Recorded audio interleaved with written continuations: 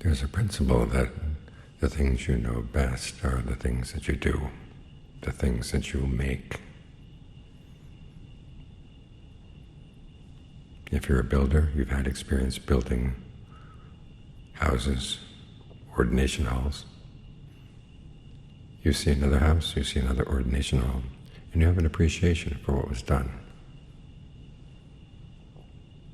If you're a writer, you see someone else do something, a really good piece of writing, and you recognize it. And of course, the things you actually do yourself, you know those very well. You can look at every detail. You say, well, I did this, I did that. This is how this fits together.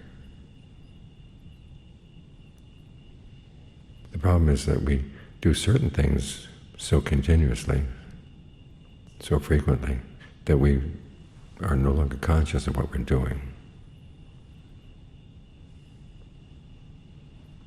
As the Buddha pointed out, we construct our experience of the present moment through the way we breathe, through the way we talk to ourselves, through the feelings we focus on, the perceptions we make. In other words, the mental labels and images that we use to identify things. We use these processes, or these, what he calls fabrications, to put together the raw material that comes from our past karma. And we're doing it all the time. But as the Buddha points out, we do it in ignorance.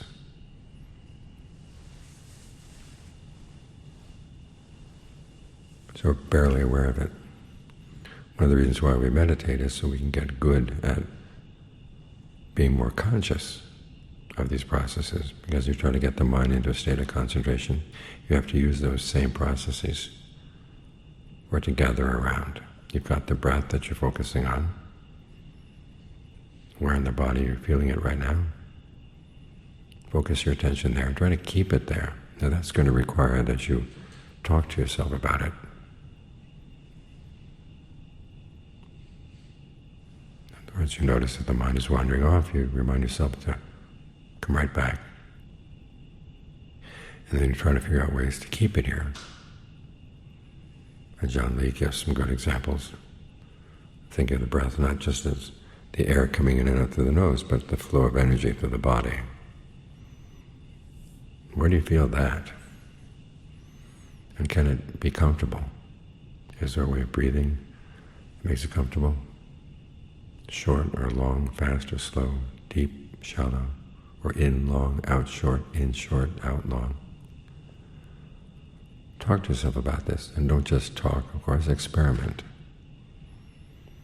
And this will require that you use certain perceptions, certain images, how the breath flows in the body. Which images are best?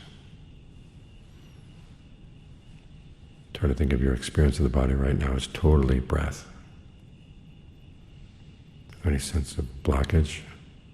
Remind yourself that the breath was there first, and it can still flow. So it doesn't have to tense up here or detour over there. That can flow easily through the body, easily as you breathe in, easily as you breathe out. And this way you can create a feeling of ease.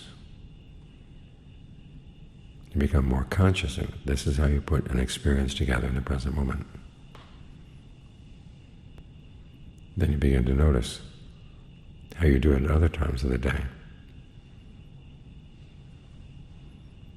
And you'll feel that a lot of the ways that you react to the world or process your experience of the world have a lot of identification around them. Your way of doing things. This is the part of you that has an instinctive sense that yes, you are constructing your experience. You're not just sitting here watching things happen on their own without any interference from you. You're playing a role. And you tend to identify yourself with the things that you do well, or things that come easily to you. Because some of the things you do well may not necessarily be really skillful. We do greed well. We do anger well. Delusion, we're experts. And we have a very strong sense of self around. This is just the way I am. It comes naturally. In fact, you don't even think that you're doing it so much. It just comes. But you are putting these things together. And one of the important insights of the meditation is going to be that even though you may be good at these things, and you have an instinctive sense of how to play these games, it's not always good to be doing it that way. There are better ways of putting the present moment together. We're kind of like beavers. Beavers go into forest, and their idea of what's missing in the forest is a dam and a pond and a lodge in the pond.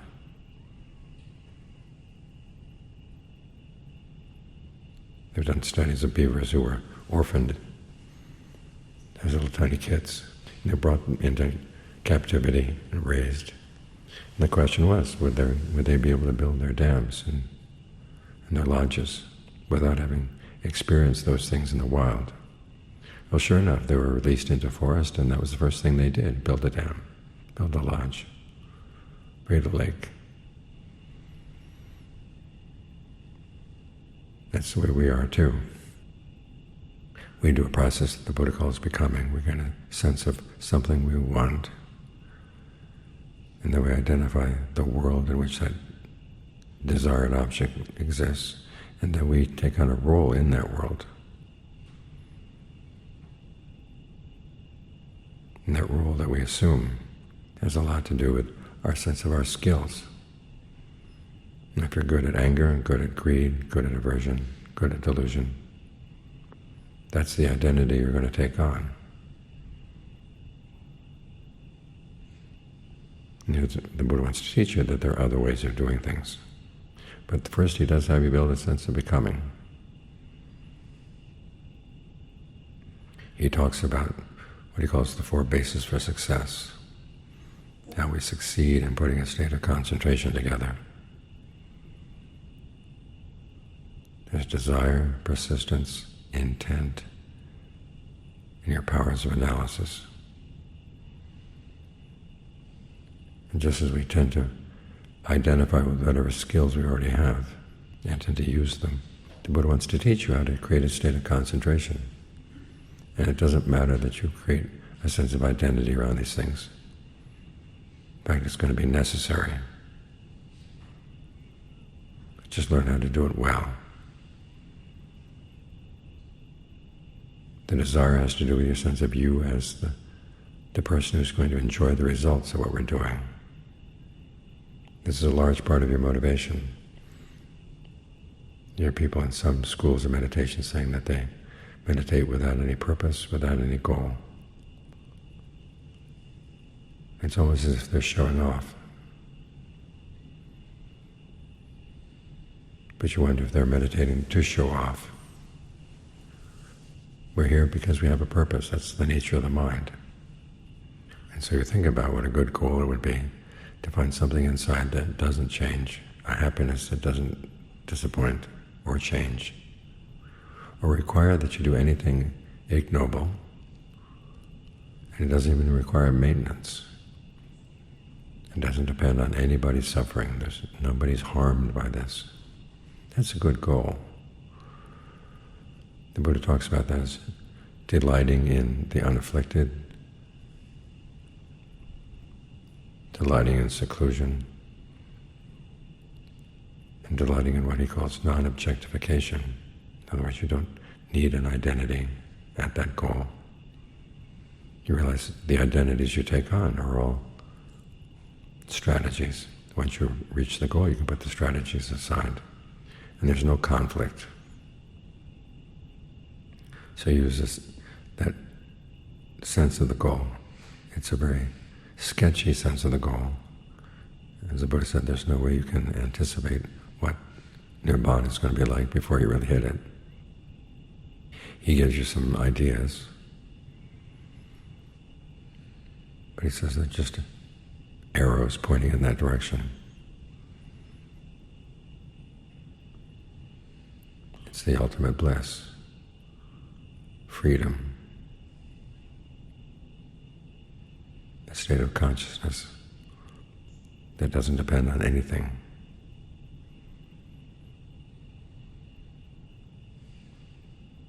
And it's a truth. You can rely on it. It's not going to change. And it is the ultimate. There's nothing better. Everything else in the world exists for the sake of something else.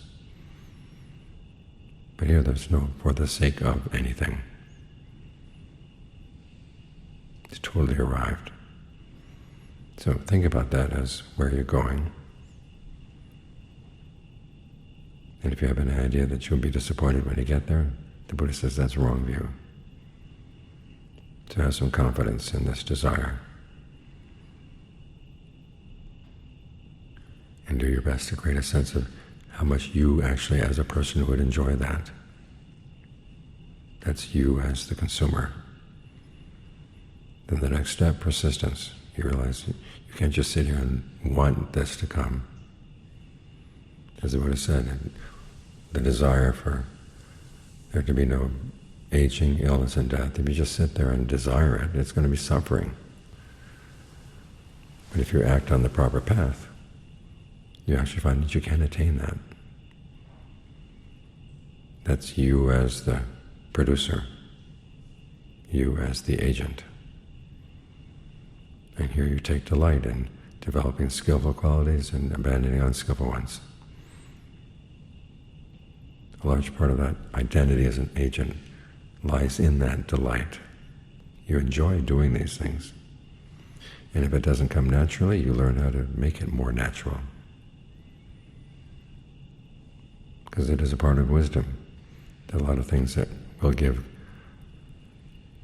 good results, but you may not like to do them. But if you have any sense, any discernment at all, you'll talk yourself into wanting to do them.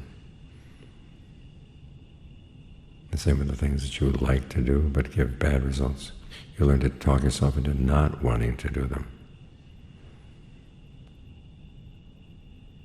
The Buddha's discernment is strategic. We're not here just to accept things and be okay. We're here to figure things out. And especially to figure out our own likes and dislikes. And learn how to train our likes in the right direction. So learn how to enjoy that particular identity as well, the agent who wants to do this, who delights in being persistent, who delights in whatever is required by the path. Then there's a self as the observer. That goes with intent. You really want to pay careful attention to what you're doing, because it is possible to follow the Buddha's instructions, but if you're not really paying careful attention, you're not going to learn anything. Because the Buddha never said that you can gain awakening simply by following steps A, B, C, D. It requires that you put in your own willingness to really observe all around what you're doing. That's you as the observer. And finally, there's you as the commentator. That goes with the analysis. When you've done something, you ask yourself, how good are the results? This analysis here requires a value judgment. Sometimes you hear it's said that the Buddha doesn't want you to pass judgment on things, just accept them as they are. There's inconstancy in life, and there's stress in life, and there's a lot of stuff that's just not you, that you can't control. Well, the Buddha never said that. That's taking the three characteristics and making them the big issue. The big issue is actually in the Four Noble Truths, the fact that we suffer from our clinging, and we cling because of craving, and we crave because of ignorance. Now it is possible to put an end to that ignorance, put an end to that craving by following the path. These are truths that carry duties. The suffering is to be comprehended, the craving and the ignorance to be abandoned. The goal is to be realized, and that's by following and developing the path. That's the framework for our analysis. Then you look at what you've done, and how does what you've done fit? How does it measure up? Are there things that you should be developing that you haven't developed yet? Or things you should be abandoning that you haven't abandoned yet? And if you get really good at this, you're not just passing judgment, but you're also making suggestions. The self as commentator. That sends it back to the agent. How about trying this? How about trying that? If you're a commentator, your inner critic is nothing but a critic. And this isn't good enough, that's not good enough. But without offering suggestions, you really need to train that inner critic. Just tell it, if you can't offer anything positive and can't offer any ideas, I'm not going to listen to you. Because you still want to maintain that desire, you as the consumer. And you want to develop that sense of competence in you as that agent. So you as the observer and the commentator, they go very closely together. But when you develop them well, you're developing these bases for success, the desire, the persistence, intent, and your powers of analysis. And as you get better and better than this, better and better at this, you find that you've got some new selves inside. These are the ones that you want to encourage. The selves that are really good at greed, aversion, and delusion. You ask yourself, do you really want to continue identifying with them? You've got something better inside. Because that's one of the principles of the Buddhist teachings all around. Is if he's asking you to give up something, it's not to deprive you of anything that's really necessary or anything that's really good. It's because he's got better things to offer.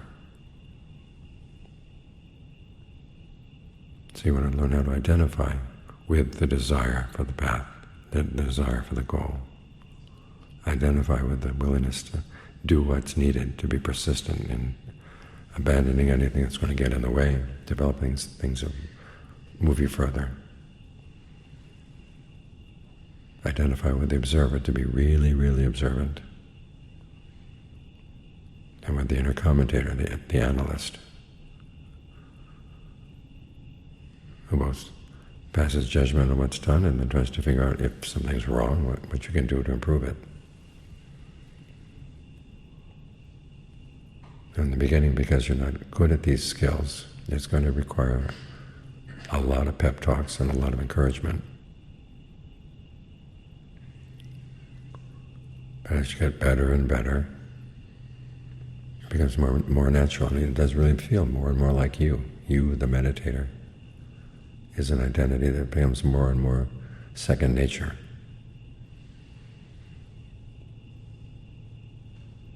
Now the time will come when you have to put it down. But in the meantime, use it. All these roles of the new you. As you see how you're putting all this together and getting really skilled at it. The skill is what confirms the sense of wanting to identify with this. It's hard in the beginning when the path doesn't go as smoothly as you like. And you keep on thinking, well, there are other things I can do more easily, other things I can do better. But you have to remind yourself, this is the skill. These are the identities that you want to develop.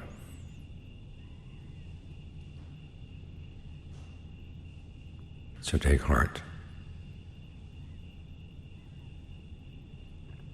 There's some people who say that they can't imagine themselves attaining any of the noble attainments.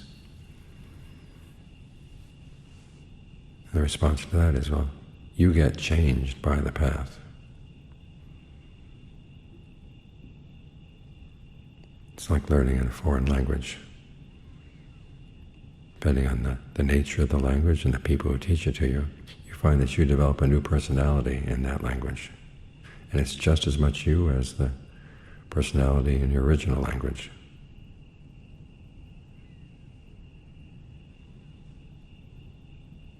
So develop the personality of a meditator.